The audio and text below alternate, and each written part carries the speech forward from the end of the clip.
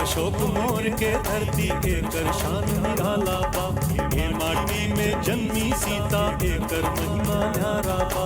धोती कुर्ता पहना बा, कांधे पे गमछा सोभेला। होली दिवाली छठ और तीज सबके मन से मनावेला। निर्गुण पूर्वी गजरी चैती गावे ई संसार। मधुबनी के चित्रकला से पाई रखे रूपा। गंगा गंडक कोसी की बहती अमृत जलधार।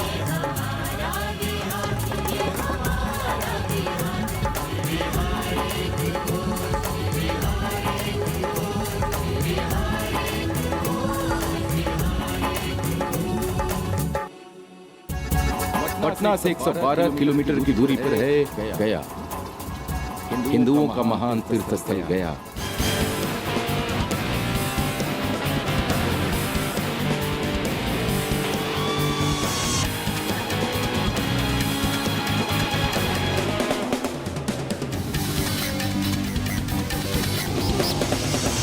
इसे गया धाम व गया जी के नाम से भी जाना जाता है।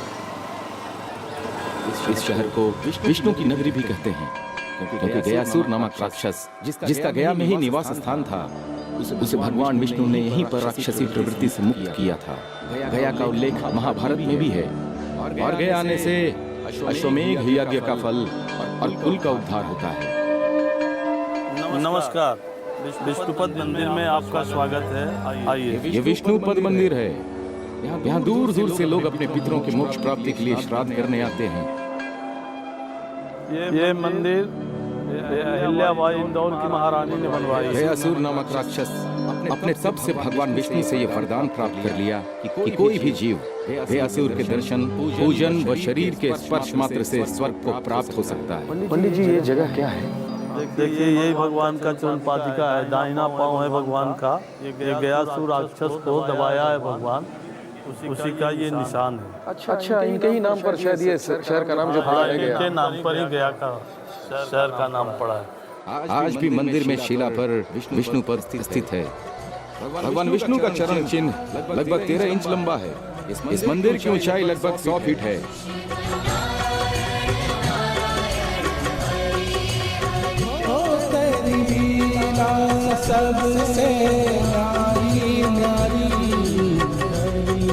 यहाँ तो पूरे जो सनातनी लोग हैं सभी जगह से लोग आते हैं पिंडदान करने के लिए। चाहे वो विदेश में भी रहते हो सनातनी लोग हमारे, तो आते हैं इधर पिंडदान करने के लिए। पिंडदान जिसके बुजुर्ग लोग गुजर जाते हैं, उन्हीं के नाम से गया में पिंडदान होता है। पंडित जी, ये मुझे नदी दिखाई दे रही है, लेकिन इसमें पानी नहीं भर रहा है, क्या है ये? कारण ये है ना कि ये फल्गु नदी गुप्त नदी है। सीता जी ने इधर में पिंडदान किया था, तो उसी का श्राप से ये फल्गु नदी गुप्त है। अंतर सलीला है, अंदर अंदर बहती है। वो जो देख रहे हैं आप, जो खाड़ा जहाँ कदा हुआ है उसमें पानी है, पर ऊपर से नहीं आता है। अगर हम इसको गड्ढा करें और खोदें तो पानी आएगा? हाँ, पानी बिल्कुल आएगा। मैं जरा देख कर आऊँ? हाँ, देख के आइए आप।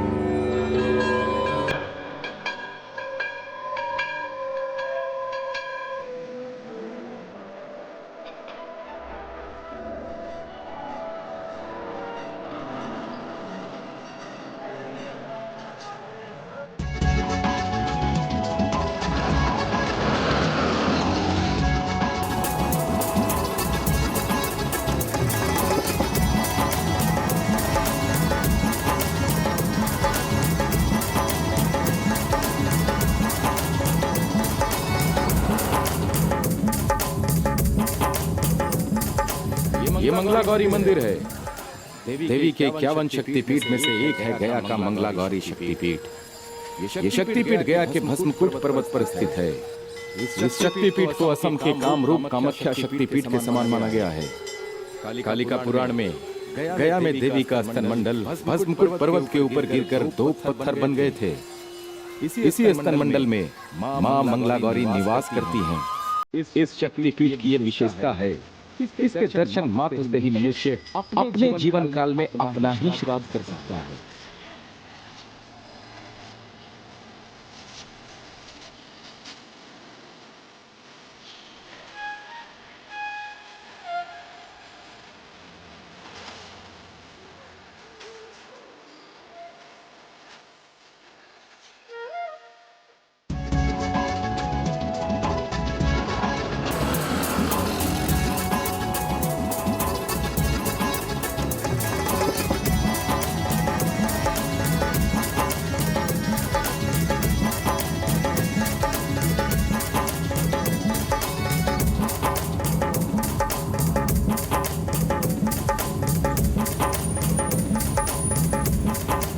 यहाँ से बोध गया जा रहा हूँ, जो यहाँ से मात्र 10 किलोमीटर ही दूर है।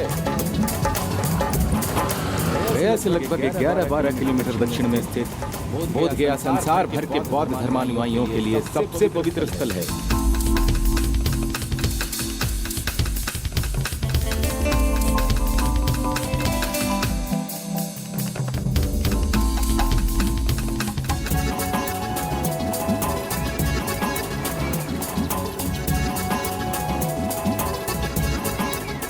यह है विशाल बुद्ध प्रतिमा।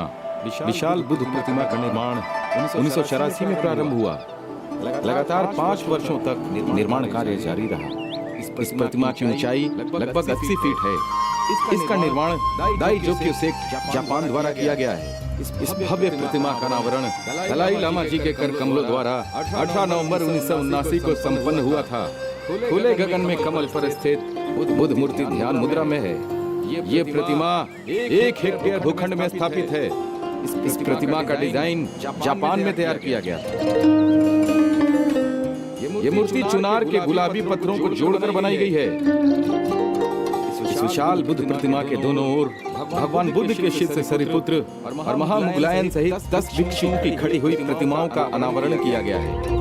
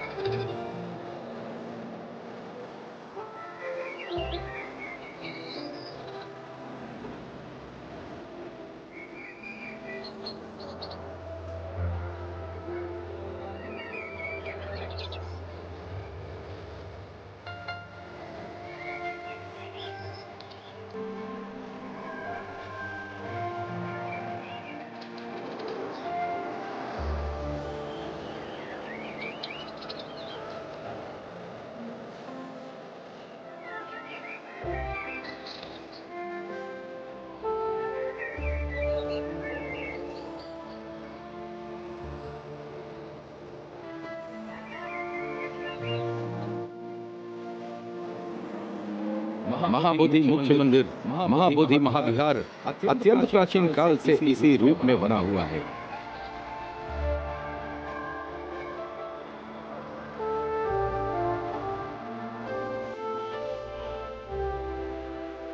यह महाविहार 180 फीट ऊंचा और आधार से 50 फीट चौड़ा है।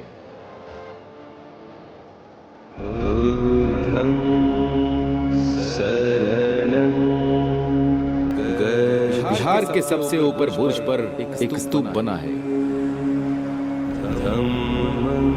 जनरल कनिंघम के अनुसार वर्तमान महाबोधि महाविहार को राजा अशोक द्वारा निर्मित महाविहार के अवशेषों पर ही निर्मित माना जाता है।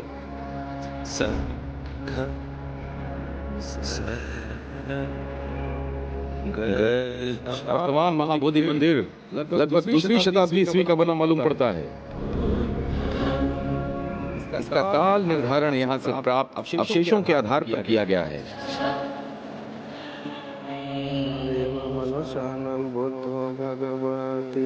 प्रणाम। जी मैं वैशाली घूमा, राजगीर घूमा, लेकिन ये जगह जो है ये मेरी जिंदगी में एक महत्ता रखती है। इतने पवित्र जगह पर मैं खड़ा हूँ, ये मेरा सौभाग्य है। आप मेरी मदद करेंगे इस जगह के बारे में और जानकारी देने के लिए? अगर आप मेरे साथ चलना चाहेंगे, जहाँ पर भगवान बुद्ध ने ज्ञान प्राप्त किए थे, उस जगह को मैं दर्शन करा देता हूँ।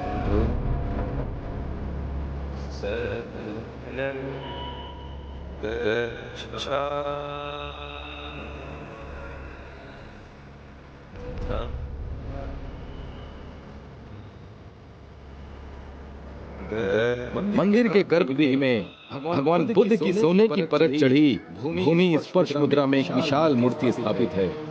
यह प्रतिमा 380 ईस्वी सन में स्थापित की गई थी। इस मूर्ति की मुखाकृति का आकर्षण देखते ही बनता है।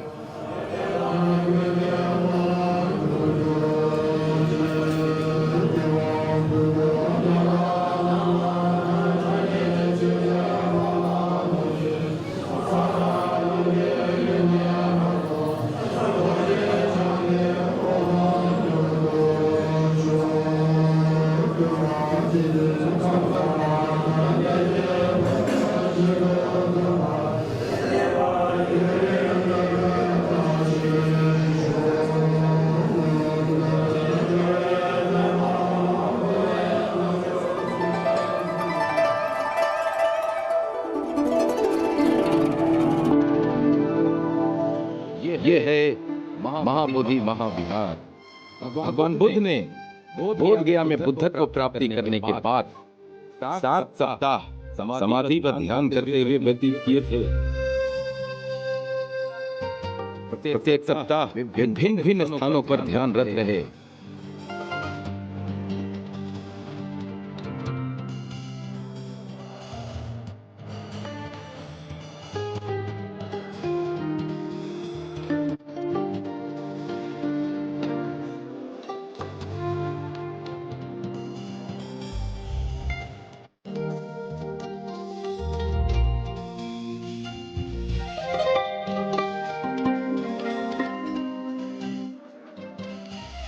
उन्होंने अपना प्रथम सप्ताह एक पीपल के वृक्ष की शीतल छाया में व्यतीत किया, जहां उन्हें ज्ञान की प्राप्ति हुई। यही पीपल का वृक्ष बोधि वृक्ष कहलाया।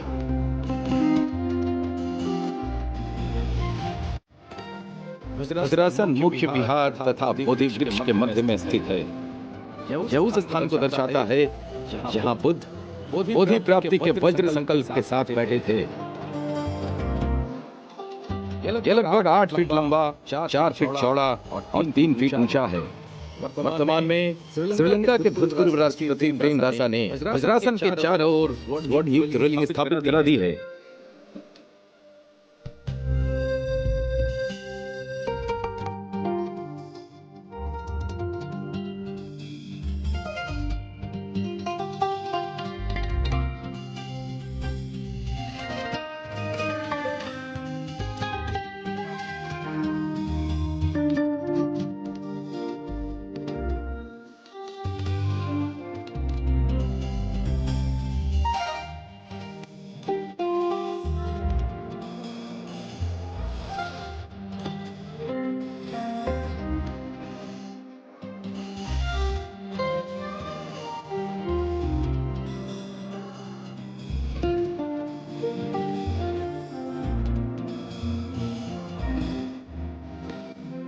ये मैं आपको वहाँ पर ले चल रहा हूँ जहाँ पर महत्वपूर्ण भगवान बुद्ध ने अपने ज्ञान प्राप्ति के पश्चात दूसरा सप्ताह पर यहाँ पर व्यतीत किए थे। इस जगह का नाम अभी मेषलोचन है। इसका मतलब ये होता है कि भगवान बुद्ध ने इसी जगह पर ध्यान मुद्रा में 1 सप्ताह तक बिताए और बिना फल गिरा हुए बोधि वृक्ष को पत्ते को यानी मेषलोचन है। भगवान बुद्ध ने बुद्धत्व प्राप्त करने के पश्चात दूसरा सप्ताह तपस्या करते हुए इसी स्थान पर व्यतीत किया था। यह स्तूप मंदिर के प्रांगण में उत्तर की ओर स्थित है। इसमें एक बुद्ध की प्रतिमा भी निर्मित है। इसकी बनावट पर मुख्य विहार की बनावट का स्पष्ट प्रभाव दिखाई पड़ता है। बुद्धत्व प्राप्ति के पश्चात यहाँ भगवान बुद्ध ने बोधि वृक्ष की तरफ अपलक दृष्टि से देखते हुए द्वितीय सप्ताह व्यतीत किया।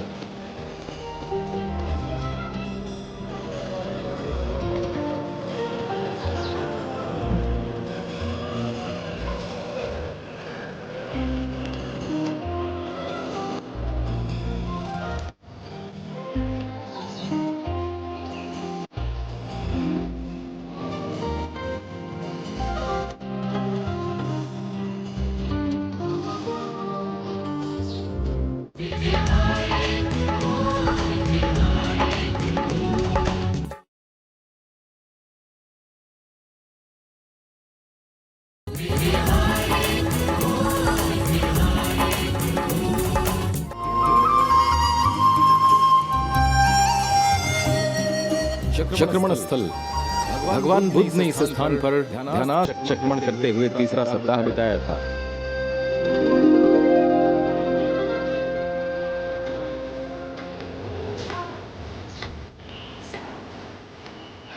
चबूतरे पर जो कमल चिन्ह दिखाई पड़ रहे हैं वे उन स्थानों को संकेत करते हैं जहां चक्रमण करते हुए उनके चरण पड़े थे।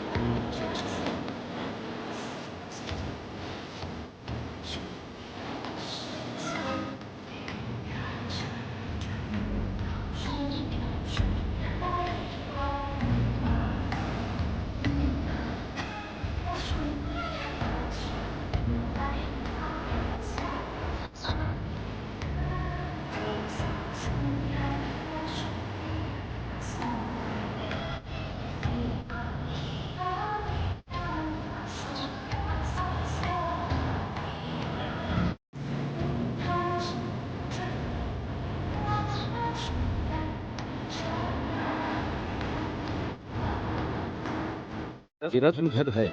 भगवान बुद्ध ने चौथा सप्ताह रत्न मंडप में समाधि में लीन होकर चिंतन मनन करते हुए व्यतीत किया था। यह स्थान चक्रमण स्थल के ऊपर पश्चिम में स्थित है।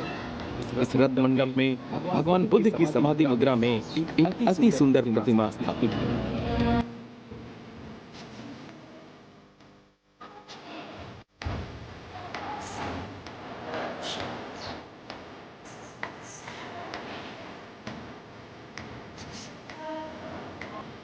अश्पाल निगोद वट वृक्ष। ज्ञान प्राप्ति के पश्चात भगवान बुद्ध ने यहाँ 5वां सप्ताह ध्यान में बिताया था। एक ब्राह्मण के प्रश्न के उत्तर में उन्होंने कहा था कि मनुष्य अपने जन्म से नहीं बल्कि कर्म से ब्राह्मण होता है, और मैं उनसे सहमत हूँ। आज यहाँ आने को ये सब सीखने को मिला है कि मेरा सौभाग्य है।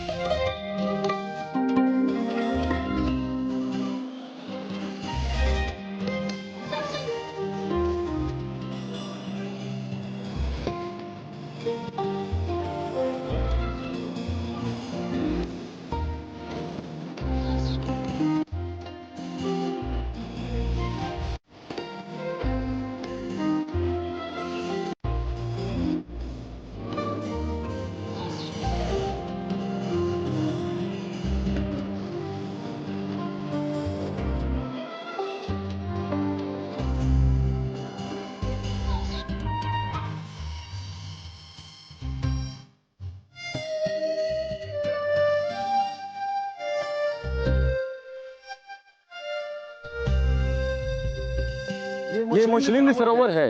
यहाँ पर भगवान बुद्ध छठा सप्ताह ध्यान में बिताए थे। जब वो ध्यान की अवस्था में थे तो एक बार ऐसा हुआ कि जोर से आंधी और वर्षा आ गई। ऐसी विपदा में नागराज मुस्लिम ने उन्हें बचाया था। वहीं नागराज के ऊपर भगवान बुद्ध विराजमान है। कितने आश्चर्य की बात है।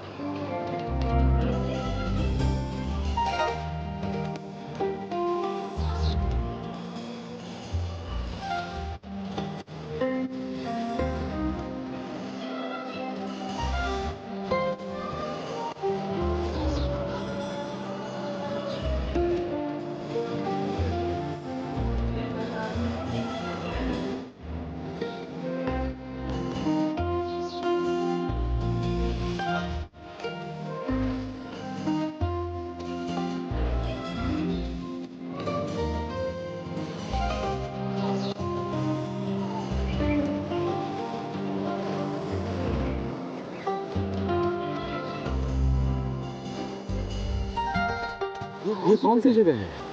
ये वही जगह है जो सिद्धार्थ गौतम ने अपनी ज्ञान प्राप्ति के बाद यहाँ पर उन्होंने 7वां सप्ताह बिताए थे। आप जाइए और इस जगह को दर्शन कर आइए।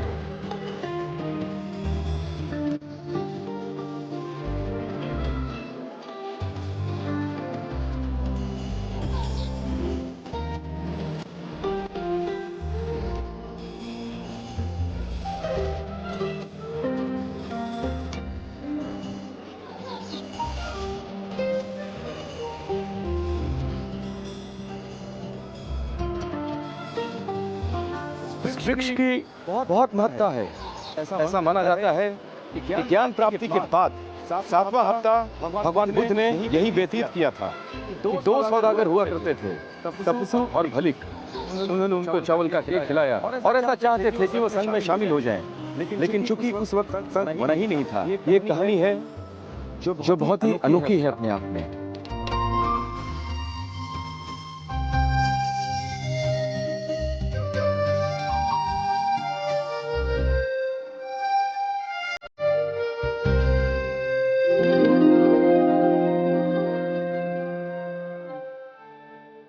ये देवघर है। यहाँ जितने भी श्रद्धालु आते हैं वो भगवान बुद्ध के प्रति अपनी श्रद्धा दीप जलाकर प्रकट करते हैं। सैकड़ों दिए एक साथ जलते देखने पर यहाँ का नजारा अलौकिक लगता है।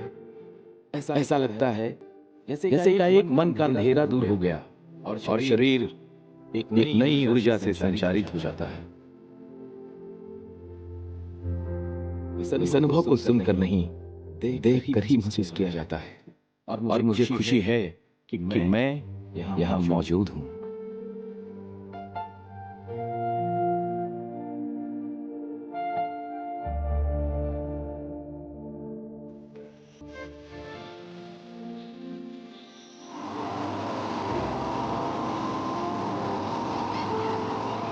माँ, बोध गया आकर मेरे सोचने का तरीका ही बदल गया।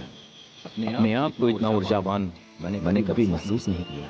माँ, मुझे आत्मग्लानि है कि मैं बिहार के बारे में कितना गलत सोचता था। पहले कोई मुझसे पूछता था कि बिहार में क्या है, तो मेरे पास कोई जवाब नहीं हुआ करता था। लेकिन आज मेरे पास बहुत कुछ बताने के लिए कि बिहार में क्या है। बिहार किसी एक का नहीं, बल्कि बिहार भगवान बुद्ध का है, भगवान महावीर का है, गुरु गोविंद सिंह जी का है, बाबू कुंवर सिंह जी का है, बाबा मखदूम जी का है।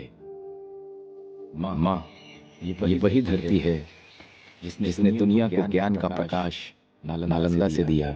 इसी धरती पर भगवान बुद्ध ने ज्ञान की प्राप्ति की। संसार के महान अर्थशास्त्री कौटिल्य ने अपने अर्थशास्त्र की रचना इसी भूमि पर की।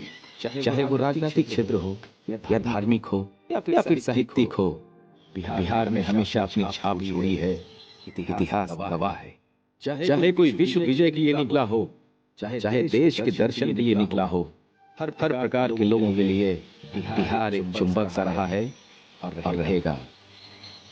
माँ, अब जब मैं भारत के मानचित्र को देखता हूँ तो उसका दिल बिहार ही नजर आता है। बस अब यही दुआ है कि इतने ऐतिहासिक सांस्कृतिक धरोहरों के साथ ये दिल धड़कता है। शत नमन मेरी इस धरती को। बिहार जिंदाबाद।